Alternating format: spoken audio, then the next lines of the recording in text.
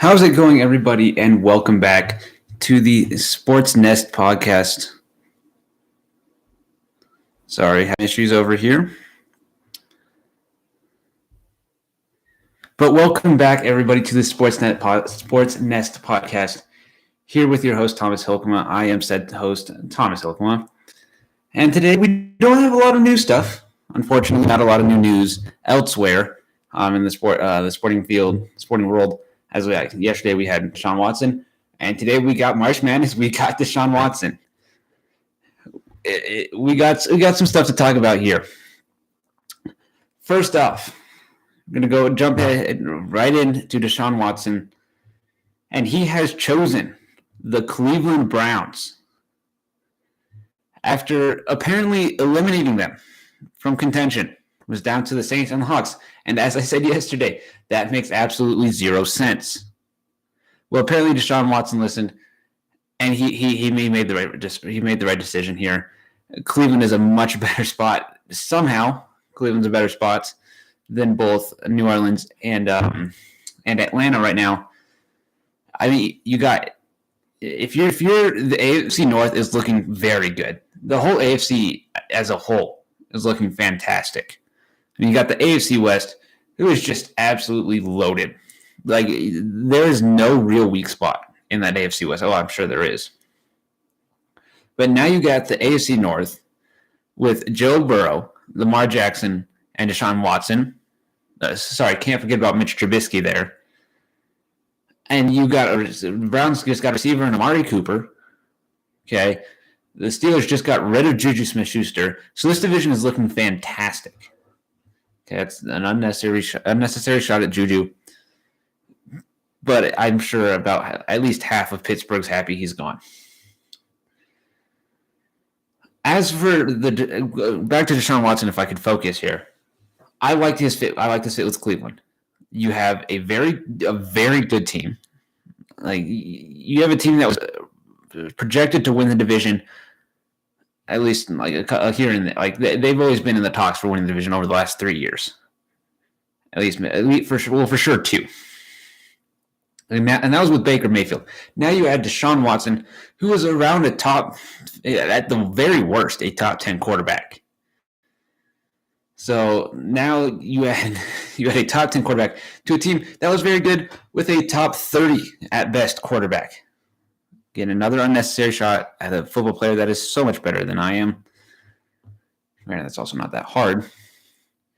But, with the top 20 quarterback, we'll give him that. They were projected to win the division. They were supposed to be towards the top of championship favorites. And now, you lose Jarvis Landry. You've lost Odell Beckham Jr. from the beginning of the season. But you got Amari Cooper and Deshaun Watson. I think that makes up for it in all reality. And you still have a fantastic defense. So congrats to the Browns for guaranteeing a not last finish, because your quarterback is better than Mitch Trubisky. Before, we were a little uncertain, but now you're good. You got a good quarterback. You have a good team. You don't have the top pick anymore. You're not your first round pick. But as for the Houston side, I guess we should talk about Houston as well. They got a good return. They got a very good return. They got, I think, 3 first-round picks. They got a 5th-round pick and some other pick. I don't remember exactly what it was. But you got a fairly good return on a player that wasn't going to play for you. Well, he might have. But with that 13th overall pick, you can make something happen. That's the perfect spot to take someone like a Malik Willis, at least if you're Houston. Okay, you have your second or third. You have the 3rd overall pick. Okay, which you can get a great defensive player. And then now you have the 13th overall pick, I believe is what it is. And with that pick, you can go out and get a fantastic. You can get a quarterback. You can get a fantastic wide receiver. That's where you can get an offensive player. Maybe an O-lineman falls. Maybe one of the better defenders falls. Never really know with that pick. And I will be doing a mock draft here not on the stream, but as a separate video itself. If you're interested in seeing that, subscribe to the channel Thomas Hilkema. It'll be on there, or potentially it will be on here as well. But we'll see. As for other sports, spring training in baseball is happening. It's happening, and that's about all I can say about it. I know the Red Sox won today 7-6. Outside of that, I have very little input to add. Same thing with basketball. I know it is happening. I know the Celtics won like 126-97, I think is what it was. And that's about all I can offer you. I saw something like Luka's going to like stop complaining to refs or whatever. I bet that sticks for no more than a week. But what I do know, I got this one. My brackets suck. Like, holy crap, do they suck. It's just, I've never seen a group of brackets so bad. Like, it is just atrocious how bad these ones are. But let's get into the actual games here. Like yesterday, I wasn't able to watch all of them live, but I have a pretty good understanding of most of them.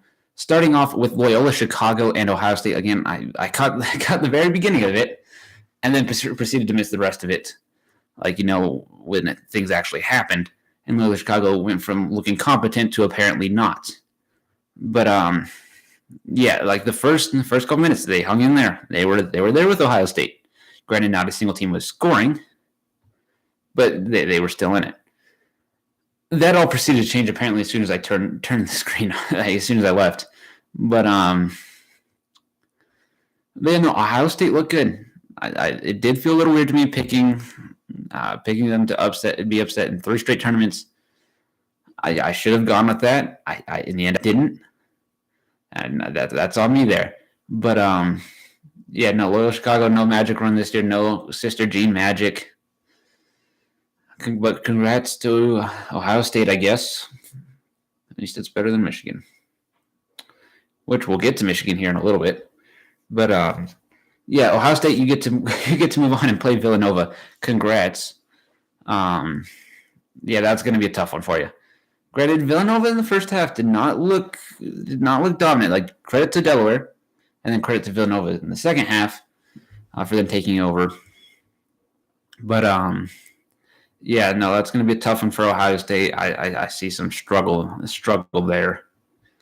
But you made it past round 1, which you couldn't do against Oral Roberts. So progress is key there. The next game was Jacksonville State Auburn, and that went right about as well as you would have thought. This one was never in doubt. Jabari Smith is a freaking monster. Walker Kessler almost had a triple-double with the blocks. This team is looking good. This team is looking really good. I would pick them to be upset by Wisconsin. I am getting a little nervous about that one, if I'm being completely honest. Thanks to two very different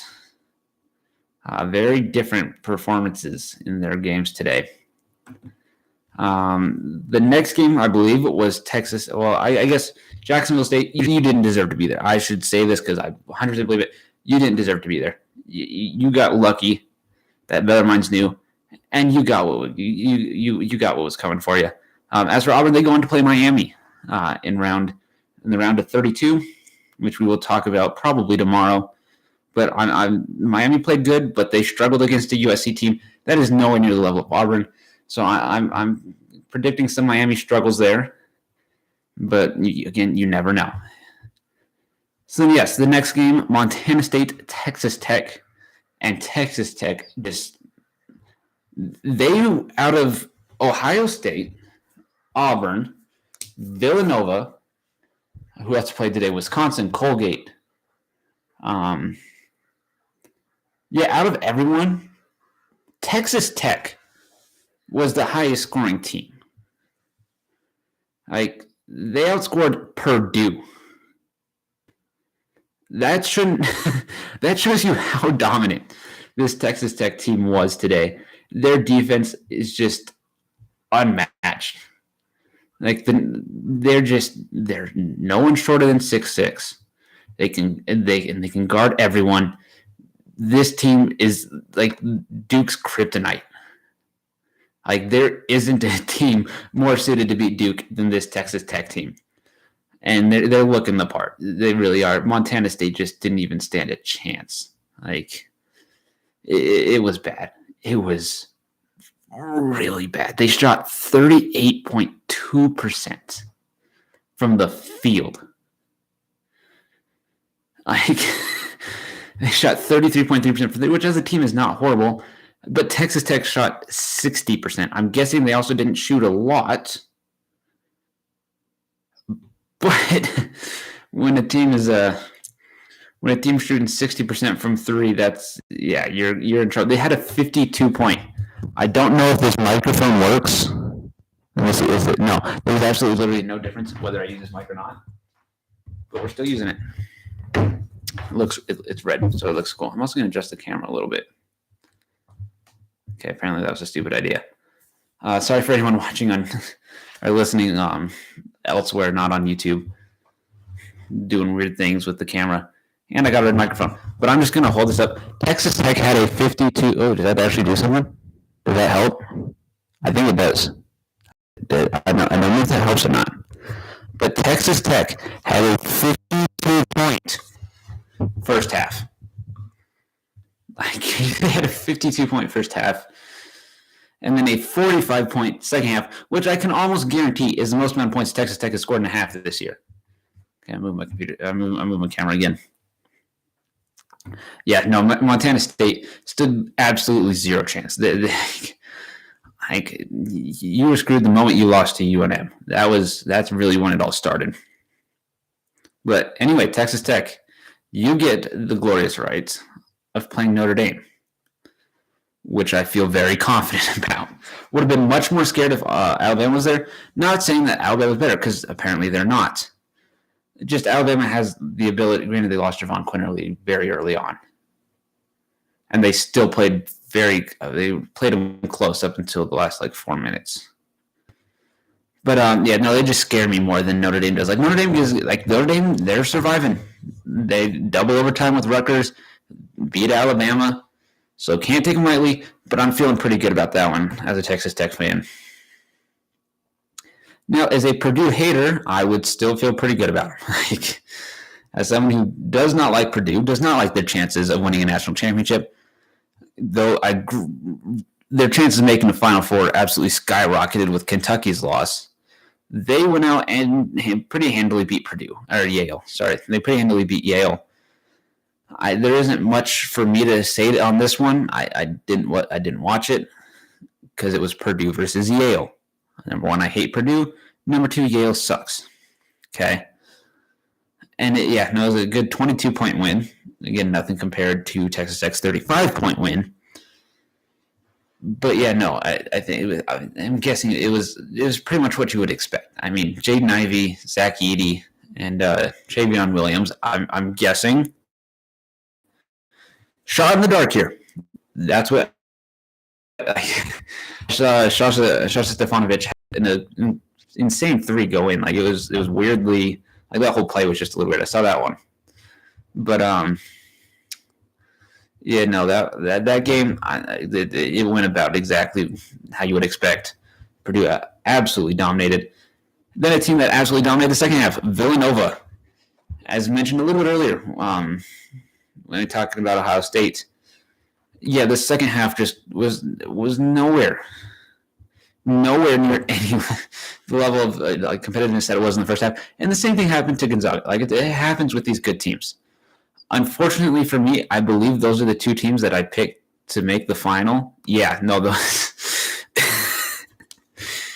Oh my gosh, I can't believe I'm going to go and give some bracket predictions.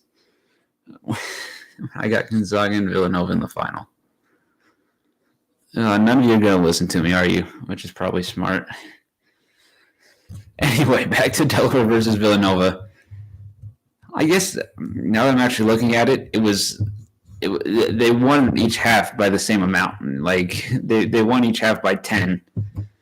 I just feel like just score watching that they were much more dominant in the second half than the first half, and I just found something I'm going to react to. Probably in a separate video is receiving the. No, I might as well do it now. We'll go ahead and do that after before we get into the predictions for tomorrow's games. But Villanova, they played well throughout. They increased their points. Granted, Delaware increased theirs as well, like from first half to second half. But no, this Villanova team is fantastic. Delaware shot 15% from three. Gosh, how are they ever close? They were leading at one point. How the heck did that happen? Anyway, Villanova was able to pull out the win. I should probably hurry up if I want to get the predictions and react to that thing in there. Miami USC. I wasn't high on this Miami team, and then Isaiah Wong gave me a big FU. Proceeded to outscore USC through the first two media timeouts, I believe. And Miami barely holds on a last-second buzzer beater that was just like Mike Conley-esque from the Jazz Clippers in the bubble. I believe it was Game 7. Maybe it was Game 6. Either way, the Jazz lost, and my family was sad. But, that was a good comeback from USC. It just wasn't quite enough. But Miami moves on. They get to go ahead and play Auburn. And if I'm an Auburn fan, I'm feeling pretty good about my chances. Next, the 6-11 matchups between Alabama and Notre Dame, Texas, Virginia Tech. And honestly, I think they were the two underdogs, I guess you could say. I think Alabama was more, by most people, was picked more. I think it's close. That one was close. And they both were close, but I do think Virginia Tech was actually a more popular pick than Texas. However, I got that right. I got Texas right. That's the one good thing. I should say, as I'm boasting that, I got the Miami game wrong. I got the Notre Dame game wrong. What else did I get wrong? Is that it? No, I got one more wrong. I got Ohio State wrong. That's all. That was it today. I did all right today. Yesterday I got Michigan wrong. I got Providence wrong. Memphis. I started off 0 for 3 yesterday, and proceeded to go 2 for 6. Gosh, yesterday was bad. Today was much better. Only got 3 wrong, and I'm just taking improvements as they go. I'm not complaining. Improvement is improvement. But Notre Dame, if they were playing anybody else but Texas Tech, I would feel much better about their chances. Like who are the so like Tennessee, even Tennessee, I would feel much better about their chances of being Tennessee. Same with Wisconsin. Oh gosh, yeah, with Wisconsin. Holy cow, I'm just scaring the crap out of me. Purdue, I would love like any other team except for Texas Tech and that fantastic defense. But because that's who they're playing, I'm sorry, Notre Dame had a nice run. You had a double overtime game. You had a great win versus Alabama. You are now done. You are officially done. Also, I didn't pick you to win either of those games, so please be done. Next, Virginia Tech and Texas. Again, I got it right. I need to post this one as much as I can. I got Texas right. I rolled with my former coach and Chris Beard. Well, not my personal former coach. My former fandom coach. And for those of you, if any of you ever do watch this, if you're wondering who I am cheering for, I am cheering for Wisconsin for number 1. They're my number 1. Okay. Texas Tech is a close number 2. All right. Not close enough to be 1A, 1B, but 1 and 2. It's like Gonzaga and Auburn were earlier in the year. And then after that, it's UNM and then any other Mountain West team. And then New Mexico State, throw them in there somewhere.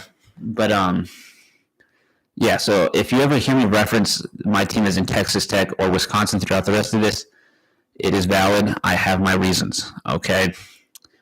But Texas, Virginia Tech, high scoring game. Like I thought Texas was going to be able to slow this game down. They were not. They absolutely were not. They had 81-73 win for Texas. And I was the only one to get that right. I will not stop. I really should stop talking about that. But congrats to Chris Beard doing what Shaka Smart could not at Texas, and that is won a tournament game in the last 3 years. Moving on, Chattanooga came so close. Like we are talking, two good buzzer beat, like good game-winning shots away. Like they had such good chances on 2 shots. They just couldn't do it. Illinois barely holds on 54-53 to go ahead and beat the Mocs of Chattanooga. Duke, they won. They destroyed Cal State Fullerton. Going to get a heavyweight matchup between Coach K. There's no way on this that I'm going to be able to pronounce that right. There's no way during the normal daytime I'm going to be able to pronounce that right. Coach K, Tom Izzo, one last time, heavyweights of this sport. I'm so excited for that one. One game that I was not excited for, but immediately became excited when I started watching it, that was Iowa State and LSU. Like I talked about it yesterday. This is like the most interesting game ever. Like, if I'm being dead honest, like just the sound of it, like that's just what like the Iowa State and LSU, like they're just two teams that completely crashed from the top 25. Like they just completely fell, well deservingly, but they fell, and you just never heard from them again. Like after they were out of the rankings, you just never heard from these two teams again. But if you watch this game, you were treated. Holy cow, were you treated? What a game this one was. There's a point where Iowa State had a good, comfortable lead. I think they were up 11. And I was like, okay, yeah, no, it's Iowa State. They have a fantastic defense. LSU's offense is struggling. They don't have their coach. I feel pretty good about this one. Come back, and they're only up 1. So that would have been nice and stressful to watch. But Tyrese Hunter, I think that's his name. That's not right. What's his name? Not Isaiah Brockington. Okay, hurry up. It's Tyrese. I know that. I got that part. It is Tyrese Hunter. I know what I'm doing. That sounded wrong in my head. 23 points. 8 of 13 from the field. And some clutch deep threes. Like, holy cow, deep threes. He had 7 threes in this game. He had 7 threes and one non-three-pointer. That's who I thought I was when I played basketball. That's who I thought I was. But Iowa State 100% deserves that. Like, congrats on every level. Tough game versus LSU. And upset I got correct. Moving on to 2 games really quick. Arizona beats Wright State 87-70, and Houston beats UAB 82-68. UAB kind of pulled that one a little bit close going into halftime. I think they were down 7 or 9 or something like that, right around there. But Houston just out of the break said, "Yeah, no, this is our game. You go away." Davidson, Michigan State. That game, what an ending to that one as well. Like, again, there was a comfortable spot where it's like, yeah, no, Davidson's done. Like, they're done. They just cost a lot of bettors a lot of money with that last 3. Like, how is honestly, like, that? No joke. That was my immediate reaction. Was they just cost a lot of people money, which they did. They 100% did. They covered the 1.5 spread. I'm sure that's on Scott Van Pelt's bad beats for today. But no, that was also a fantastic game. Like, Davidson would, I would check the score once. Davidson would be up 3. I'd go back to watching what I think it was the Wisconsin game. Check the score again. Michigan State would be up 3. Like, it was a back and forth game. It was a fantastic game. Foster Wheeler, however, could not pull off the upset. As mentioned before, Izzo, Coach K, round of 32 matchup. I'm there for it. Like that is, I'm all for that one. But next, the game of the day.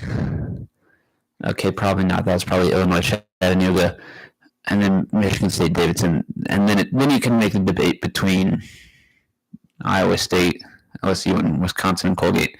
But Wisconsin and Colgate, actually Miami and USC as well.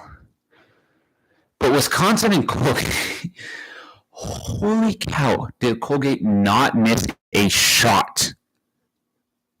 Like to start the second half, I kid you not, they were 6 of 7 from 3, including like 2 30-footers. Because just what? Why not? Like why wouldn't they miss? Like what? Like they just like what's the point of missing? We're just not gonna miss. Like what's the point of it? Like why would we do that? And they just didn't miss. they did not miss. And it took a huge second half from the National Player of the Year, Johnny Davis, to get them through this game. It started off with Tyler Wall being absolutely fantastic to start the half. And then Johnny Davis is like, oh, this is how I play basketball. I remember now. Let me go do that.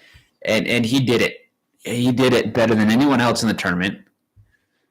He did it better than Oscar Tshiebwe ever could. So screw you, Oscar. And unfortunately, Wisconsin did not cover. Not that I had any money. I did not have any money on that one. But I just saw that and I got a little sad. But no, that was a stressful one to watch. That one might have made my hairs turn a little gray prematurely, eventually. But they move on. Get to play. Who are they playing? Oh yeah, they're playing Iowa State, which honestly I feel more confident they're going to win that one than I did the Colgate game. But a team that felt confident, and that is TCU. Like, their defensive performance in that second half, like, by the time they had scored 20, Seton Hall had 8 in the second half. That also might have been very true for the first half, because I know at one point they were up 24-12. This TCU team is hot. I'm really hoping they can upset Arizona on Sunday, because someone in my group has Arizona winning, so the sooner they go out, the better for me. I doubt it'll happen, but TCU kept Seton Hall consistent between the halves, 21 and 21. Miles, 21 points. Gosh, you had half of Seton Hall's points if you weren't on Seton Hall. But, and then Seton Hall just couldn't shoot the 28.6%, 28.8% from the field as a whole. And TCU, the exact opposite, 50.9% from the field, 40% from 3 as the Horned Frogs. There's some weird names in basketball. You got the Peacocks, you got the Horned Frogs, you got the Catamounts. Who even knows what a catamount is? I mean, I looked it up at one point, but I completely forgot. All right, so to wrap up this episode, I'm going to give you predictions for tomorrow's games, which there aren't very many of them. Why is that? Oh, it's because I skipped a few of them. My brain never ceases to amaze me. Okay. Starting off with the first game on Saturday, Baylor-UNC. Now, I am personally hoping for a UNC upset. I think that's what I want. It is very feasible. There's a lot of logic behind a Baylor loss here. I don't know if it will happen, but UNC has been playing some terrific basketball. Like, they've been playing some of the best basketball of late. They beat Marquette, who is supposed to be just a couple teams worse than them, if at all. Like, just one team. Like, they were supposed to be like the 8-9 matchup. I think they were supposed to be the 8-9 matchup, or maybe that was Gonzaga. It might be Gonzaga's 8-9. Yeah, I think that was Boise State, Memphis. So these were the two furthest 8-9s apart. But North Carolina made them look like a 16 seed. Like they just kicked Marquette and Shaka Smart's butt right out of there. Which apparently, if you want tournament success, unless you're an A10 school or a small school, don't hire Shaka Smart. Just kidding. Shaka Smart's a fantastic coach. He's going to do great things with that Marquette team. But the last two tournaments haven't been very successful. And yes, I would like it if they were lost tomorrow. I don't think they will. I think we'll go ahead and win this game. But I'm going to be cheering for UNC on that one. Next, Kansas, Creighton. And I can 100% guarantee you I am cheering for Creighton. They are one of the teams in my group that one of the teams that some of my group has picked to win, which is very logical. That's a very logical pick. But I'm cheering for Creighton. I hope this Creighton team continues to fight. If they can keep up their defensive pressure that they did against San Diego State, Kansas will struggle. Probably not Ochai Agbaji, but Kansas, like everyone else, could struggle. I could see them struggling. But I feel good about. Well, they don't feel good. Unfortunately, I think Kansas will go ahead and win tomorrow. Again, I'm cheering for the team, but I think the number one seeds will still prevail in these rounds. Michigan, Tennessee. I hate Michigan's guts, so I will forever pick against them.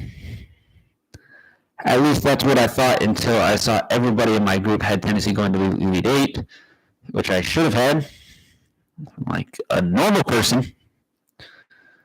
But I might be slightly cheering for Michigan. Again, this mic isn't really working, but I'm going to speak into it anyway. Tennessee is going to win. Tennessee is 100% going to win. But if Michigan gets it close, we might have to don some Juwan Howard jerseys around here. That hurts me so much to say. How much do I really want these hot Cheetos? I'm pretty much making out with this mic right now. Sorry for those of you who ain't watching on YouTube. You're really missing out here. Should get on Twitch for this stuff. Richmond and Providence are the next. Tennessee's going to win. There's my prediction. Granted, at my rate right now, if you go ahead and pick UNC, Creighton, and Michigan, at least one of them will be correct. If not all of them, like those of them will probably be correct. Like if Michigan will probably both have upset. UNC might as well. Of the way that my picks have gone so far. And another one that could be an upset, Richmond, Providence. I am so tempted to just roll with Richmond here. Like I'm extremely tempted just to go Richmond here and say absolutely screw it. I mean, I picked Providence to lose to South Dakota State, like, an idiot. So why wouldn't they lose to a better team, apparently? It's very possible that Providence loses. Not probable, but possible. I am going to go with Providence here. I've learned I'm just going to go with overdogs. Like, yes, these upsets will happen. In fact, I think I'm going to predict one in my next game. At least in 2 of the games tomorrow, I think I'm going to go ahead and predict one. So out of the 4 remaining games, go ahead and guess what those ones will be. But, yeah, for the most part, I'm just going to roll with the higher seed. That was my mistake this year. I picked too many upsets. My bracket that you just choose, like the autofill bracket, is doing so much better. And I'm not saying that just like out of a guess. I literally have one of my brackets in ESPN as an autofill bracket, and it has been in my predictions. But I'm going to go with Providence here. I like this Richmond team. I just think Providence just plays so well together that I should have rolled them against San Diego State. I've learned my lesson. Okay. Screw you and your advanced metrics. such as, can I run to score on bad teams? I don't know why I listened to that. But, yeah, no, I'll go ahead and roll with Providence here. Now my first upset of tomorrow. Your blanket. St. Mary's, I have them beating UCLA. Granted, now that I say that, I remember I picked UCLA to do pretty well. Yeah, no, I'm going with St. Mary's. I'm going with St. Mary's. Now that I've seen both teams play against what should have, should not have been, it shouldn't have been equal competition, and St. Mary's still did better. Stop messing with the heated blanket. St. Mary's blew out Indiana. They won 29 points against an Indiana team. That is fantastic, and I think that might be one of the biggest wins in Randy Bennett's career at St. Mary's. And UCLA won by 4. I'm actually still kind of making a decision here. It's like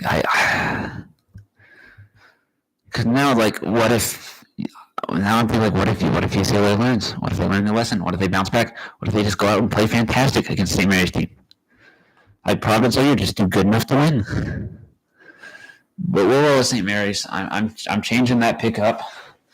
Rolling with St. Mary's. UCLA, feel free to teach me a lesson.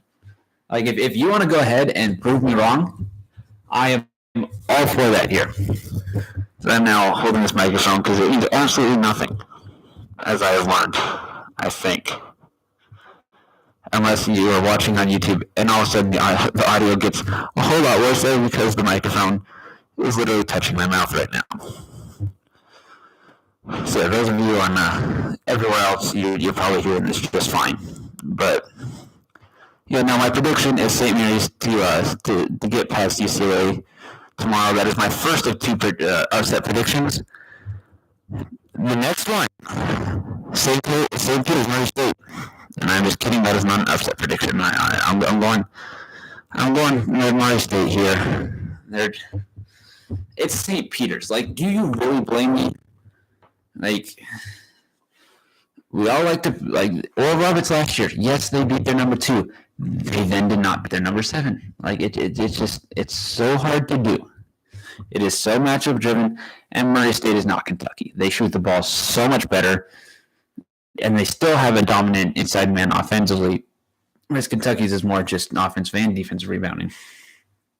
Murray State has a true inside threat in KJ Williams, and I like this Murray State team. I think they will now go on a run. I was scared to predict them to do that when Kentucky was in the field. They will now go on a run, and they honestly might be my pick to get out of this.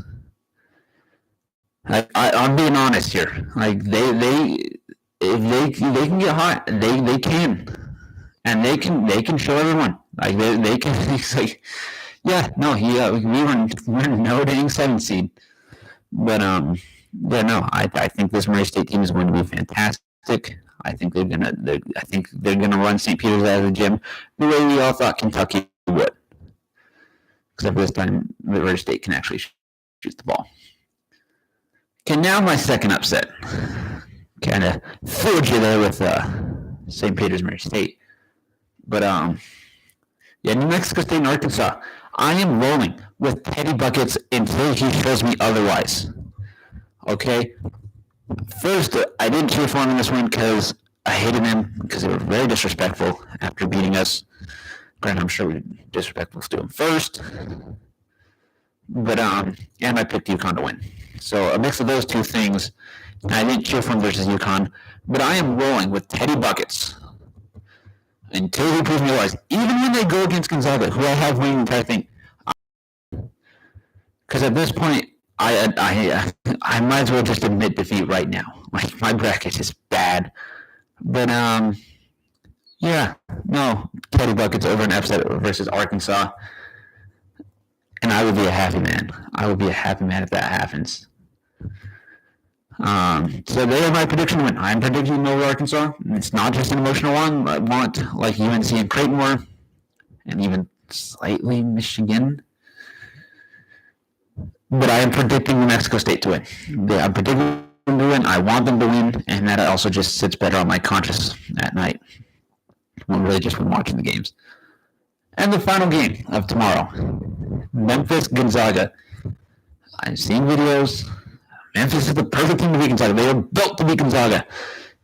No, you're not. No, you're not. 3 teams beat Gonzaga this year. That was a really hot Duke team. Like at that time, that was peak Duke. That was peak Duke this year. Was their win against Gonzaga. Okay. Last I checked, Memphis isn't Duke. Memphis is not that Duke team. Kind of close, honestly. But they're not that Duke team. The next team to beat Gonzaga, Alabama. Whole state of Alabama's going to kill me now. If they ever watch this, please watch. Please share with people. I need it. I need help. Alabama beat Gonzaga. And that's kind of the more similar game to Memphis here. Memphis can get hot, they can get cold like the Alabama team was. And a lot more hot has come from Memphis as of late than cold. So that's a comparison that scares me. And they bear no resemblance to St. Mary's whatsoever. But in all 3 of those cases, if you look at where they're seated, all 3 of them are seated higher than Memphis, which isn't obviously not a fair conclusion because Kentucky is ranked as the 5th best team in the tournament. So that obviously means nothing. Apparently, I just like wasting time here. But yeah, I get it. This Memphis team is as hot as pretty much any team still left in the tournament. But it's not happening. Gonzaga's going to win. Okay, you have 2 National Player of the Year caliber-esque, however you want to go about it. They're like All-American second team big men. Andrew Timmy and Chet Holmgren. This Gonzaga team is not going to lose. Okay, they're not going to lose. Memphis, you're a fantastic team, and I'm honestly a little nervous. I am. If I'm being fully honest, a little nervous for it.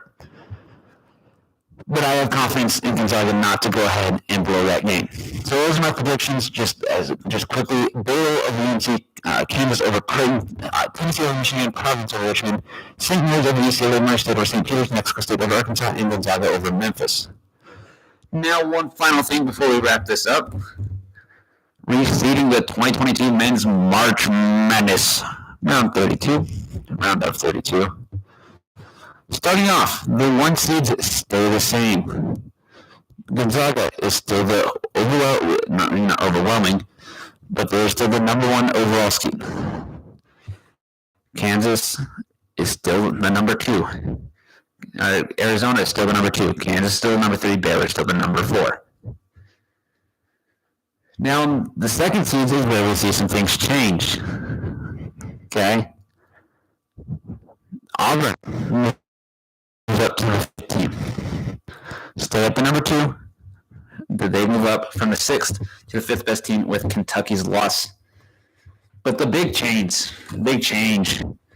Tennessee would jump up to a number 2 seed.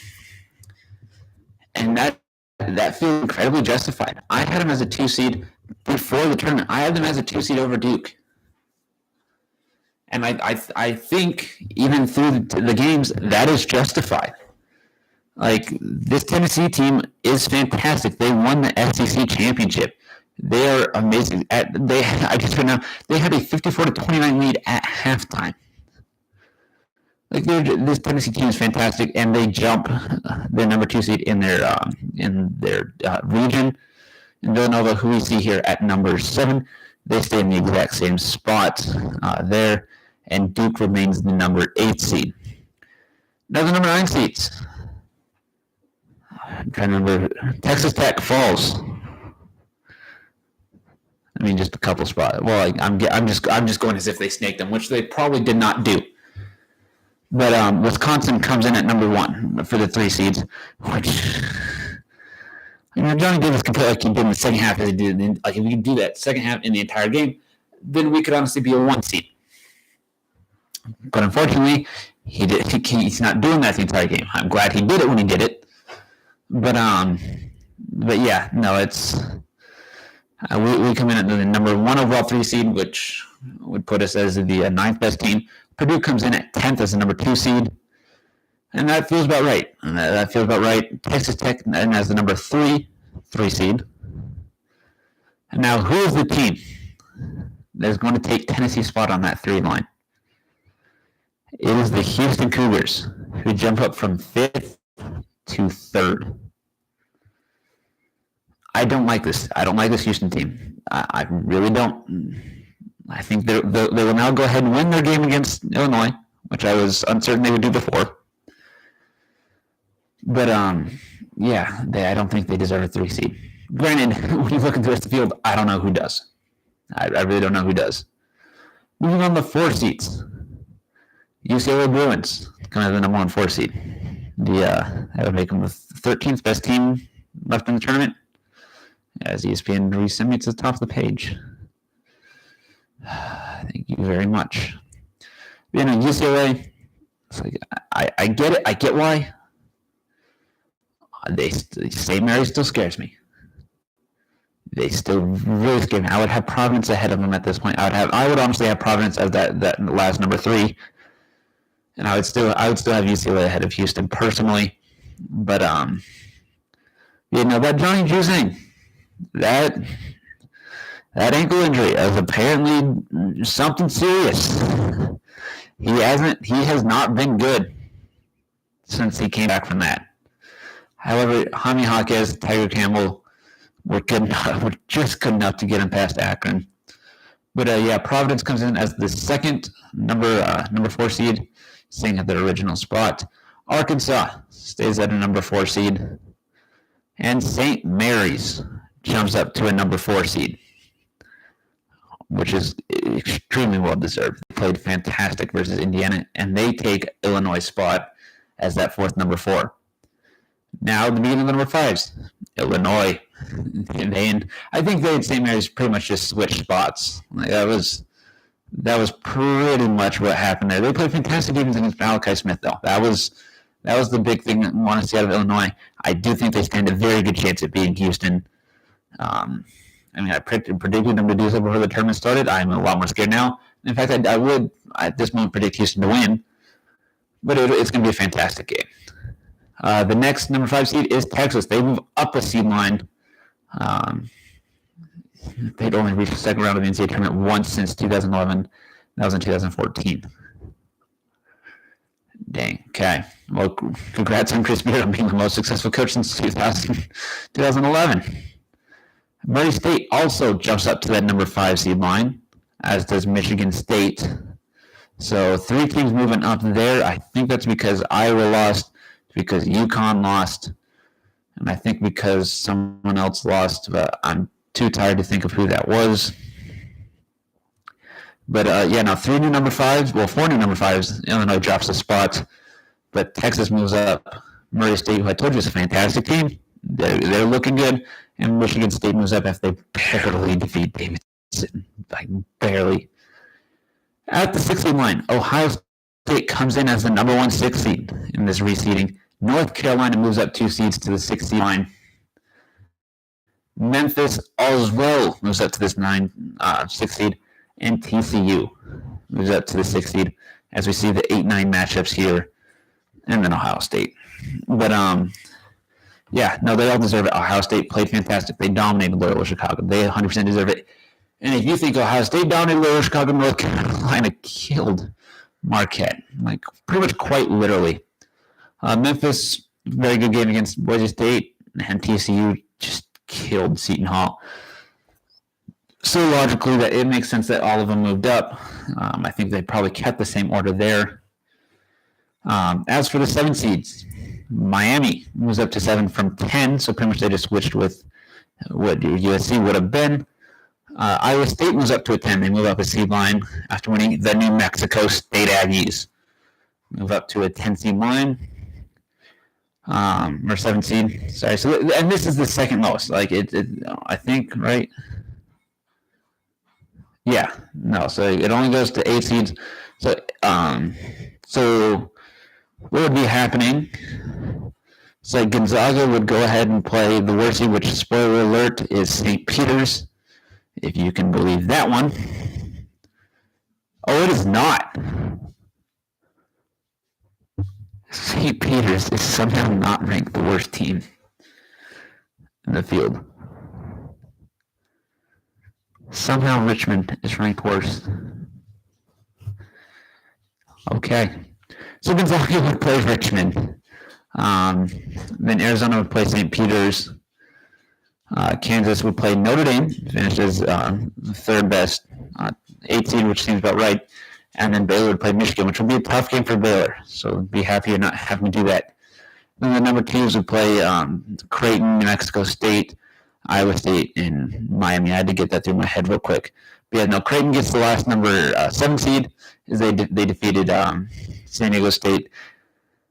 As Alexander, holy cow, is he a fantastic player. They go ahead and play Kansas on tomorrow. Talked about that game.